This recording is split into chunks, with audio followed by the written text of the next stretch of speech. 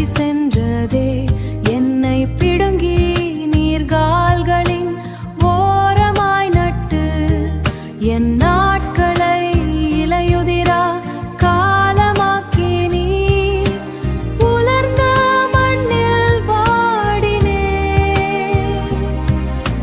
வேர்கள் அறுந்து போகுமோ என்றிருந்தே உம் உள்ளங்கையிலே என்னை வரைந்து இருக்கிறீர்.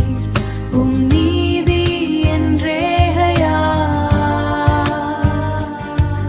என் தலையெழுத்தை மாற்றினீர். உயிருள்ள சிற்பமாய் செதுக்கினீர். என் தலையெழுத்தை மாற்றினீர்.